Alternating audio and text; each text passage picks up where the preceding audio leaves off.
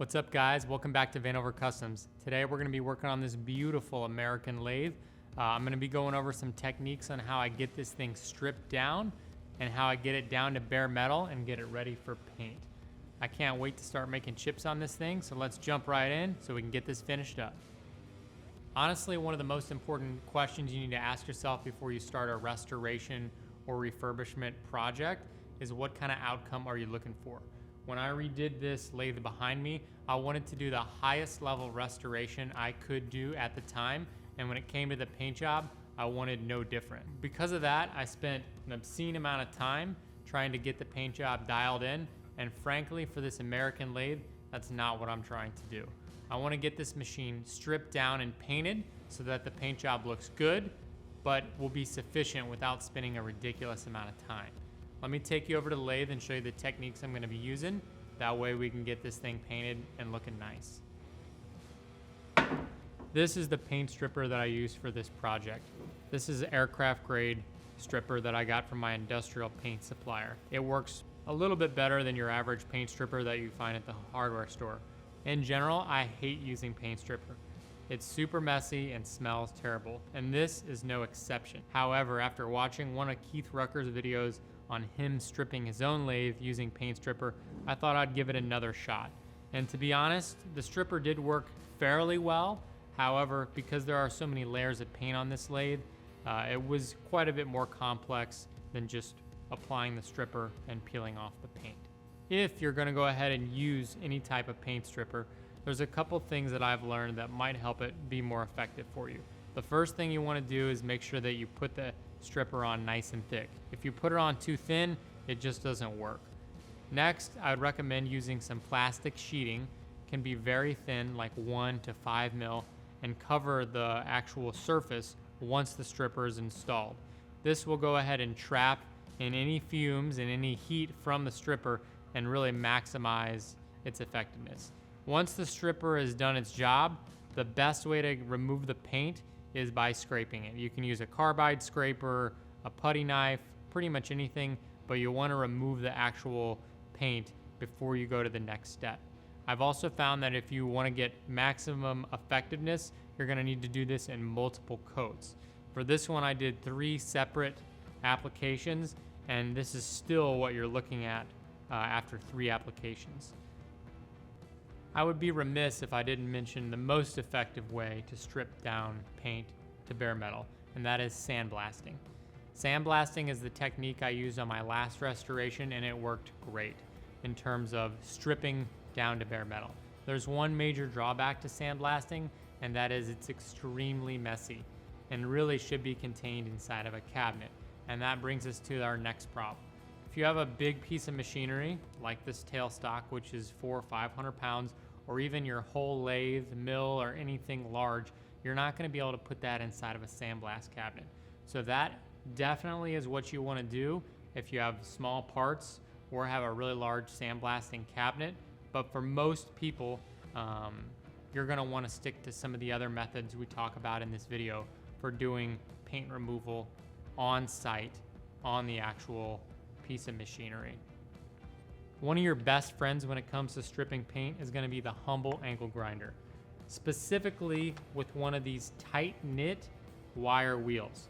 These tight-knit wire wheels are way better than your typical stranded wire wheels because they're much more aggressive and much less prone to coming apart. Also, I'd recommend getting a high-quality wire wheel. That's just going to help prevent the wires from popping out, and they're gonna last a lot longer. Specifically, if possible, a variable speed grinder is ideal when you're using one of these cup wheels because they generally like to be run at a slower RPM. The one thing you do have to watch out for when you're using one of these cup wheels is they do kick up a lot of dust and they're pretty aggressive, so you're gonna wanna run it with your side handle. I'd recommend wearing some face protection and ear protection, as well as a dust mask or respirator of some kind. Here's a sample of some of the scrapers that I use to scrape grime and paint off machinery. This first one here is just a snap-on gasket scraper. It's nothing too special, but it works really well because it's nice and rigid and it has like a chisel tip. The second one here is a carbide scraper, This scraper works really nicely. It has like a square front, and what's really nice is it stays nice and sharp and very rarely dulls, but it's very good for flat surfaces. Next in line is just your typical, I think it's a hide like paint scraper that you'd find at the paint store. But why I really like this one is it has a nice long handle, so you can get a lot of leverage on this guy and use two hands if you like. And then the last one here is just like your typical hide scraper. But what's really nice with this is it is stiff, and it also has a very small scraper face. So it's like 3/4 of an inch wide at the tip, and that's just really nice for getting into tight spots.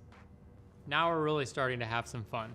These are metal scalers. For many years I had no idea what a scaler was, and when I discovered them, I was amazed. These two tools work great for a very specific purpose. They're designed to remove the slag from welds and remove rust, and also paint, but they work really well for removing paint on machinery, specifically in tight corners. These are what you want to use when you can't use a sandblaster and when you can't get a wire wheel or a scraper into that tight corner. I think you'll be really excited to see these in action over on the lathe.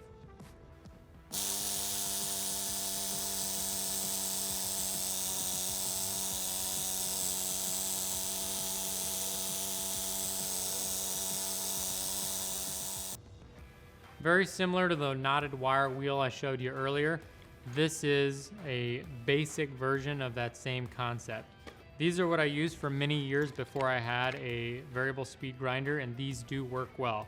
They're not nearly as aggressive, but in a pinch, these are really nice. Specifically because the design is a little bit different, these are really good for getting into some spots that you just can't get into with a wire wheel. And on this machine, I'm probably not going to be using these, but this is something just to keep in the back of your arsenal. Specifically for smaller stuff, these do come in handy. If you're anything like me, using a bench grinder is one of the first tools I ever operated. It's perfect in conjunction with a wire wheel for removing rust and paint off of bolts and other small objects. In the last couple of years, I picked up this Baldor unit because I always wanted a high quality unit and a Baldor wire wheel, and I must say it works exceptionally well. If I can carry it in my hand and it needs to be de-rusted or de-painted, I'm bringing it over here because this unit works exceptionally well. Although surprising, one of the best tools in my shop for removing paint and rust is my 2x72 belt grinder.